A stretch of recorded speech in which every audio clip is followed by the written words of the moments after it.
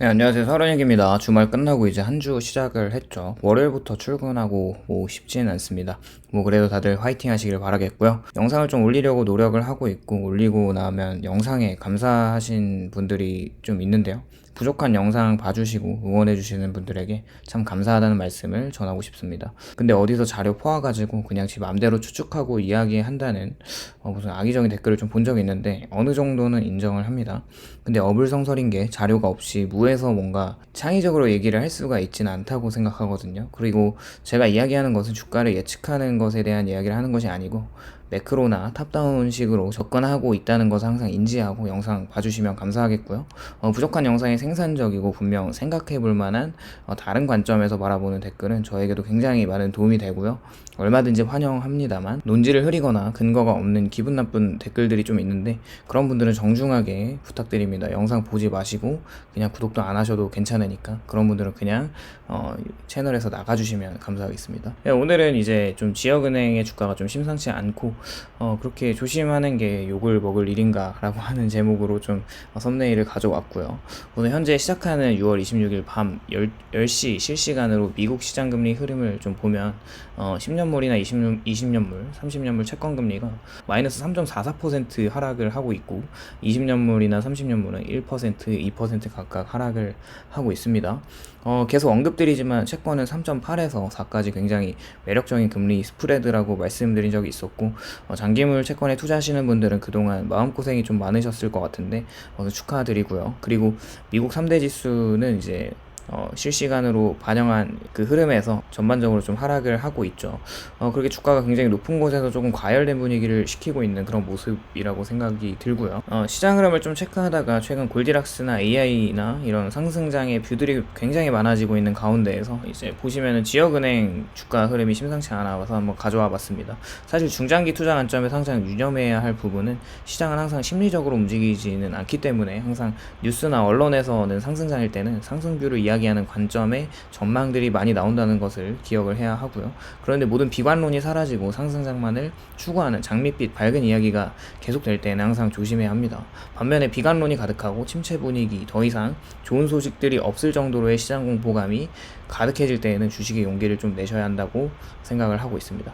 지금 보시는 표는 지역은행들을 모아놓은 ETF입니다. SPDR 지역은행 뱅크 ETF이고요. 주가의 흐름을 보면은 이제 3월 실리콘밸리뱅크 은행이 파산한 이후로 이렇게 주가가 엄청나게 하락한 모습이 있고 65달러 부근에서 40달러까지 곤두박질 치고 있었죠. 그리고 연이어서 이제 퍼스트 리퍼블릭이 좀 파산을 하고 JP모건의 인수가 되었지만 그리고 또 패웨스트 뱅코프 같은 경우도 이제 그 예금이 굉장히 많이 빠지면서 계속해서 하락을 하다가 그때부터 연준은 이제 BTFP 프로그램을 가동을 했고 주가가 좀 상승하나 싶더니 저번 주 이제 금요일에 장대음봉을 꽂으면서 쭉 내려가는 모습을 볼 수가 있죠. 연준 대차대조표를 보면 3월에 이제 BTFP 프로그램을 가동하고 예금 유출을 지원하기 위해서 나온 프로그램 이후에 유동성이 이제 급속도로 좀 올라가는 모습을 볼 수가 있지만 현재는 좀 이렇게 흐름이 있다가 또 올라가고 내려가고 있는 모습을 보이고 있습니다.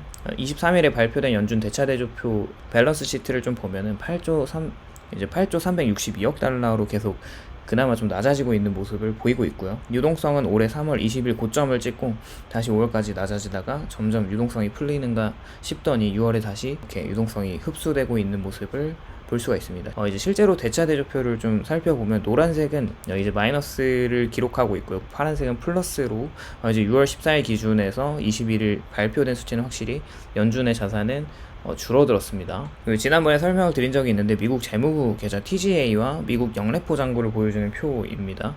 파란색은 TGA고요. 빨간색은 영래포 잔고입니다. 우선 채권 발행 이후에 영래포 금리가 5.05%의 금리를 주는 단기물 채권 발행으로 영래포 금리에서 유동성이 빠져나가면서 시중에 있는 유동성이 흡수되지 않은 상황이 발생을 했고 그 이후에 S&P나 나스닥 지수들이 이제 시중의 유동성이 빠지지 않으니까 탄력을 받아서 올라가는 모습을 보였죠. 그러나 이제 6월 이후에는 TGA 잔고가 이제 가파르게 올라가고 있는 모습과 반면에 영래포 잔고는 좀 낮아지긴 하지만 좀 평이하게 움직이는 모습을 보이고 있고 이렇게 생각해 볼 수 있는 것은 TGA로 흘러가는 잔고가 이제 영래포뿐만 아니라 시중의 유동성에서도 이제 돈이 흡수가 되고 있다는 것을 좀 추측을 해볼 수 있을 것 같고요.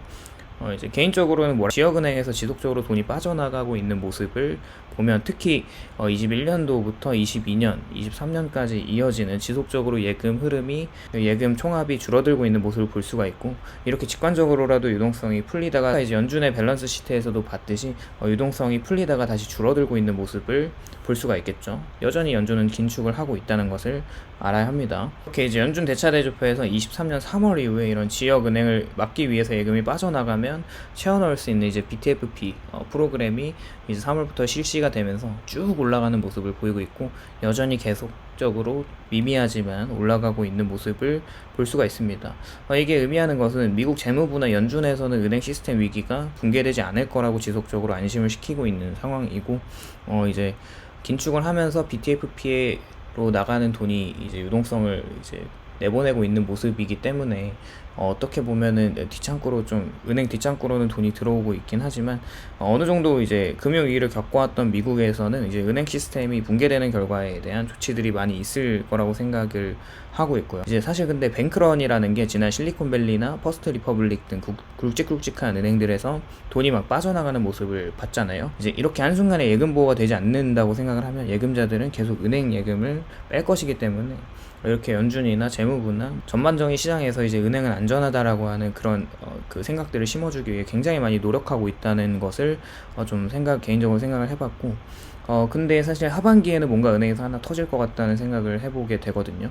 뭔가 일어날 것 같은 문제에 대해서는 절대 그 문제가 발생하지 않을 거라고 안심시키는 그런 흐름을 보면 그렇습니다. 지난번에 보여드린 비보험 예금 비율이 가장 많은 은행 순위표입니다. 이미 여기서 두 개의 은행은 망했고요. 7번째로 좀 예금 보장이 되지 않는 돈이 많은 은행이 미국의 그 완전 그 메가급 은행이 시티뱅크입니다. 그리고 보시는 표는 지역 은행 예금 흐름인데요. 현재 연준에서 지원하고 있는 BTFP가 늘어나는 수치의 돈들이 지역 은행 예금 감소를 막아주고 있다고 생각을 하거든요. 3월부터 쭉 내려갔다가 더 이상 내려가지 않는 모습이죠. 또 하반기에 만기되는 상업용 부동산 이제 만기 자금들에 대한 대출이 연장이 되지 않는다면 그중 70% 정도 대출을 해준 지역은행들의 실제 손해가 확정된다는 문제는 고객들로 하여금 불안 요소로 남아있고, 예금 유출은 계속 될 수 있다고 생각을 좀 해보고요. 하반기에 올해 상업용 부동산 대출이 한 4,500달러 정도 있거든요. 근데 지속적으로 파월이나 재무부에서는 상업용 부동산을 경고하고 있는 바이기도 하고, 문제는 이쪽 부동산에 투자금을 대출해준 은행들이 거의 중소은행들이라는 것인데, 대략 1,000억 달러 정도의 중소은행이 물려 있습니다. 이거 가볍게 볼 문제가 아닙니다, 진짜. 문제가 되는 건 대출 규모도 그렇고요. 부동산의 가격 자산 가치가 하락하고 있기 때문에 그걸 처분해도 대출을 갚을 수 있는 규모의 돈을 마련하지 못하는 중소은행들의 손실이 확정되는 위험 부담을 고객들은 이미 알고 있어요. 언제 또 뱅크런이 나올 줄 모른다는 이야기입니다. 그리고 연준은 이 전체 은행을 구해줄 수 없다고 이미 말한 바가 있습니다. 그리고 문제는 또 상업용 부동산으로 대출을 해준 자금으로 기초한 CMBS라고 하는 부동산을 담보로 자금의 유동성을 좀 높이기 위해서 부동산 담보채권을 발행을 한 것인데, 단순히 부동산 가치가 하락하는 것이 리스크가 아니라 CMBS 지수도 올라가고 있는 거예요. 디폴트 가능성이 있다는 거고, 이걸 고스란히 상업용 은행과 생명보험사 등 여기에 연결되어 있는 돈들이 이제 자산 손실을 확정할 수밖에 없다는 그런 흐름이고, 이러한 문제를 해결할 수 있는 방법은 연준의 긴축이 끝나고 금리 인하와 양적 완화 통화 정책, 그리고 미국뿐만 아니라 글로벌 제조업과 공급망 그리고 밸류체인들의 전체적인 회복이 필요한데, 당분간의 고금리 기조가 너무 세기 때문에 이런 상황을 더 악화시키면 악화시켰지 더 완화시킬 수 있지는 않는다는 것이죠. 그리고 시장에 점점 돈이 마르면서 고금리의 중소기업들도 많이 지쳐가는 모습을 보이고 있죠. 지난달에 기업 디폴트가 올해 가장 많은 41개의 기업이 파산 신청했고, 무디스에 의하면 지난 작년 동기간 대비 2배 늘어난 수치라고 하고 있어요. 회사들은 이게 고금리나 불확실성한 경제 상황에 가지고 있는 빚을 그냥 갚지 않고 파산해버리는 경우가 있다는 것이죠. 7월과 8월의 미국 금리 인상 기조는 더욱더 미국에 있는 현금 흐름이 좋은 빅테크나 그런 기업들이나 우량한 기업들을 제외하면 더욱더 파산 신청이 늘어나지 않을까 생각을 하고 있고요. 이는 2010년 이후로 가장 가파르게 상승하고 있는 기업 파산을 말해주고 있습니다. 우선 시장에서 개미들은 아직 많이 신나 있는 건 사실이죠. 근데 저는 하반기에는 주가의 흐름이 좀 달라질 거라는 생각을 조심스럽게 하고 있고, 좀 이렇게 조심하는 것이 아직까지도 저의 의견이고, 시장에서 나오는 어떤 결과들에 대한 조치라고 좀 생각을 하고 있습니다. 오늘도 시청해주셔서 감사드리고, 도움이 되셨다면 좋아요와 구독을 부탁드립니다.